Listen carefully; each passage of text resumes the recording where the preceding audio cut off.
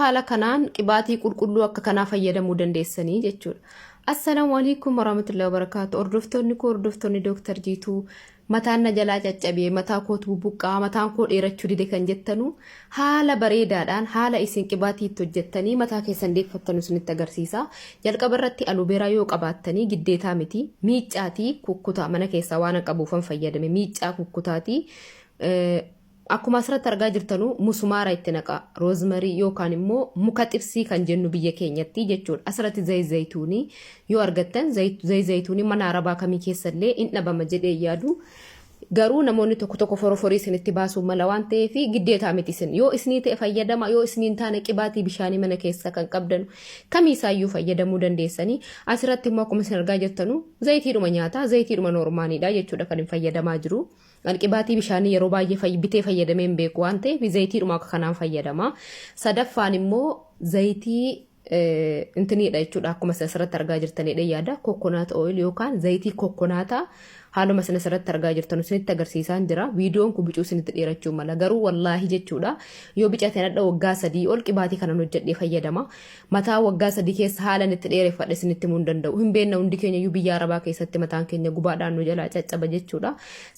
Achi immoo maal gootanii kaarotii yookaan immoo jazar footoodhaan argaa jirtanii footoo irratti mul'ataa jira giddeetaa maqaadhuma dha'uufanii malee jechuudha. Haala kanaan faqaffaqxanii akkuma sana asirratti argaa jirtanu ani qibaatii danuun hojjedha isin haala feetan hojjechuu dandeessan. Inni sadaffaa immoo zinjibila. Inni waannaan zinjibila roozmariidhaa fi musumaara sanaa jechuudha.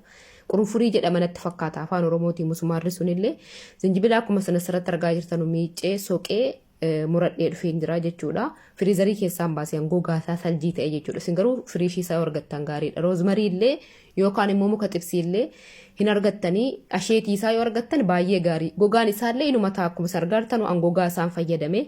Kana hunda walitti erga dabaltanii waliin maktanii kaatanii haaluma isin asirratti argaa jirtanuuni jechuudha.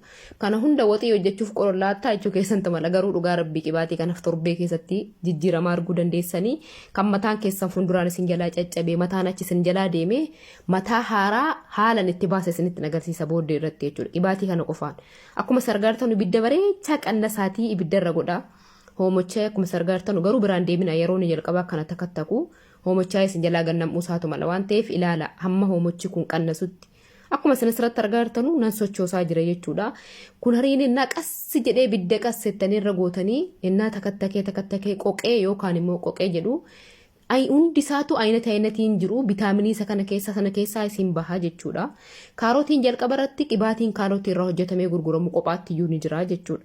Garuu waannaan wanti isinitti barbaadu zayituunii sana yoo hin qabnes zayitii nyaataan dhabdanuu qibaatiif bishaaniin bitattanii mana keessaa dhabdanuu kamiisaallee itti naqaa fayyadamaa isin giddeetaa waan fayyadame qofaa miti waan isiniif ta'u hundayyuu qibaatii dhoqqee deebii jechuudha. Qibaatii dhoqqee yoo naxxani itti naqee fayyadamee hin beeku garuu mokkotorni mirga keessan mokkortanii ilaaluu isin dandeessanii garuu zayitii qibaatii bishaaniiti kan ta'uu qabu jechuudha.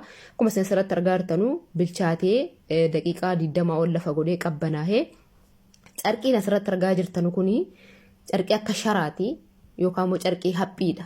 Carqii haphii ta'ee ka'ee waan kalariin isaan baanedha akkuma sargaartanu carqii haphii isin jalaa hin cincinne jechuudha. Carqii akkasii fidaati qodaa keessa godhaa haaluma isin asirratti argaa jirtanu jechuudha.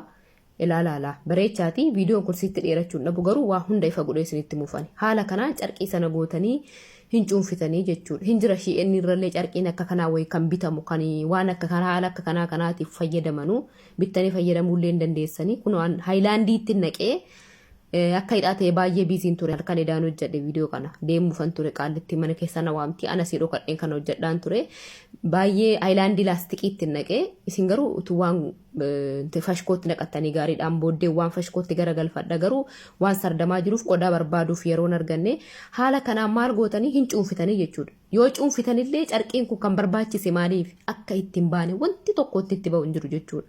Akkuma isin argaa jirtanu asirratti nan cuunfaa jira bareechitanii inni isin cuunfitanuu bitaaminiinsaa qibaatiin waan kana hunda keessaa bahu akka keessatti namni gargaaraa jechuudha. Kunoo haaluma isin asirratti argaa jirtanu nan cuunfaa kunoo cumaasaallee haaluma sin argaa jirtanu kanaan jechuudha ilaala cumaa kana hundaa jechuudha kan kun faayidaan qabu kanaan booda already qibaatii qabnu keessaa fudhannee haala kanaan qodaa bal'aa qabaattan qodaa bal'aatti ani waan bal'aan arginee fi waan sardamaa tureefin haayilaandii laastikiitti waan kanaan naqee lafa kaa'ee isin waan feetanitti naxxanii fayyadamuu dandeessan jalqaba irratti mataa keessan qibaatii bittanii hin fayyadamina qibaatii birriitti baasuurraa ayinatii feetan maalirraa qibaatii hojjedha roozmarii birriira kasaan bittanii gochuu dandeessanii musumaara kana mana arabaa keessa hin jirre bittanii fayyadamuu dandeessanii kuno haala kanaanii daqiiqaa 20 daqiiqaa 30 keessatti qibaatii qulqulluu bareedaa akka kanaa hojjennee jira jechuudha kun akkuma sargaartanu kan dhumarraan godhee cuunfee jedheedha kuni haala kanaa qibaatii kana ji'a baay'een fayyadamaan